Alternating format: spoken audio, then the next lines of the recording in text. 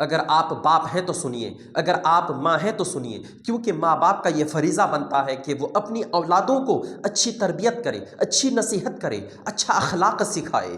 جانتے ہیں اللہ تبارک و تعالیٰ نصیحت کو پسند فرماتا ہے۔ جب حکیم لقمان نے اپنے بیٹے کو نصیحت کی نا، اس نصیحت کو اللہ نے پسند فرمائی، اور اس نصیحت کو رب تبارک و تعالیٰ نے قرآن میں ذکر کر دیا۔ پورا ایک پیج اس نصیحت کے تعلق سے ذکر ہے جو حکیم لقمان نے اپنے بیٹے کو نصیحت کی تھی۔ اگر آپ بھی اپنی اولادوں کو یہ نصیحت کر دیں گے، میرا یہ دعویٰ ہے کہ آپ کی اولادوں کی لائف بن جائے گی، آپ کے بچوں کی لائف بن جائے گی۔ تو آئیے چلتے ہیں، حکیم لقمان نے اپنے بیٹے کو وہ کون سے نصیحت کی؟ سب سے پہلی نصیحت حکیم لقمان نے جو کی تھی وہ یہ ہے کہ بیٹا شرک نہ کرنا، اللہ کے ساتھ کسی کو شریک نہ ٹھہرانا۔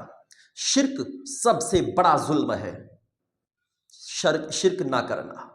دوسری نصیحت کی، بیٹا نماز پڑھا کر، اے میرے بیٹے نماز پڑھا کر۔ دوسری نصیحت میں حکیم لقمان نے جو کی ہے کہ نماز پڑھا کرو، تو ہمیں بھی چاہیے کہ ہم اپنے بچوں کو، اپنی اولادوں کو نماز کا حکم دیں۔ تیسری نصیحت کی، بیٹا اچھی باتوں کا حکم دینا، برائی سے رک جانا، اور مصیبتیں تکالیف آئے تو صبر کر لینا۔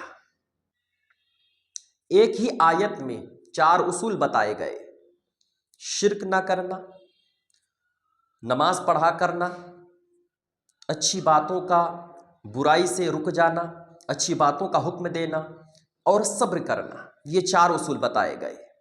اور پھر آگے چل کر حکیم لقمان اپنے بیٹے کو نصیحت کرتے ہیں کہ بیٹے رائی کے دانے کے برابر بھی، اور یہ نصیحت آپ اپنی اولادوں کو ضرور کیجیے گا، بہت ہی اچھی نصیحت ہے۔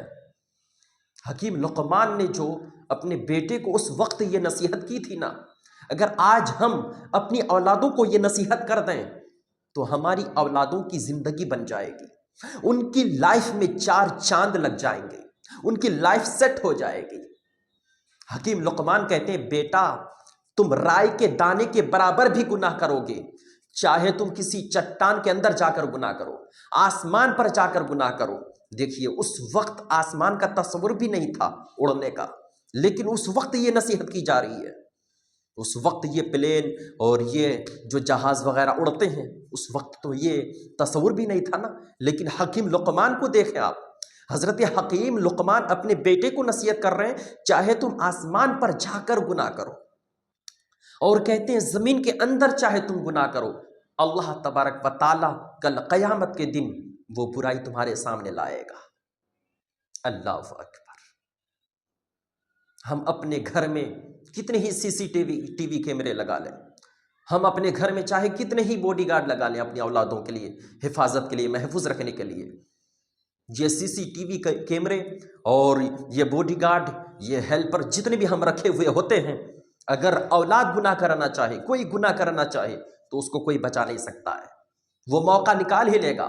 آپ اس کے ساتھ کتنے ہی باڈی گارڈ لگا دیں، اس کے ساتھ کتنے ہی گائیڈ کریں، آپ کتنے ہی آپ کیمرے لگا لیں، کوئی کیمرہ کسی کو گناہ سے نہیں بچا سکتا جب تک اس کے اندر خوف الہی نہ ہو، جب تک خوف خدا نہ ہو۔ جس انسان کے اندر خوف خدا ہے، خوف الہی ہے، یہ ڈر ہے کہ رب مجھے دیکھ رہا ہے، وہ گناہ کبھی نہیں کرے گا، گناہ سے وہ بچتا رہے گا۔ اپنی اولادوں کو ہمیں یہ نصیحت کرنی ہے کہ پروردگار ہر جگہ موجود ہے، وہ ہر چیز پر قادر ہے، وہ ہر چیز کو دیکھ رہا ہے، چاہے تم آسمان پر گناہ کرو، چٹانوں کے اندر گناہ کرو، چاہے تم زمین کے اندر گناہ کرو، پروردگار ہر جگہ تمہیں دیکھ رہا ہے۔ اگر اپنی اولادوں میں یہ بات ڈال دو گے، ان کو یہ بات سکھا دو گے، وہ کبھی گناہ نہیں کریں گے، کیونکہ ان کے اندر یہ باتیں ہیں، پروردگار مجھے دیکھ رہا ہے۔ سب سے پہلی چیز اپنی اولادوں کے اندر خوف الہی آپ ڈال دیں، خوف خدا ان کے اندر پیدا ہو جائے تو وہ سارے گناہ سے محفوظ ہو جائیں گے، سارے معاملات ٹھیک ہو جائیں گے۔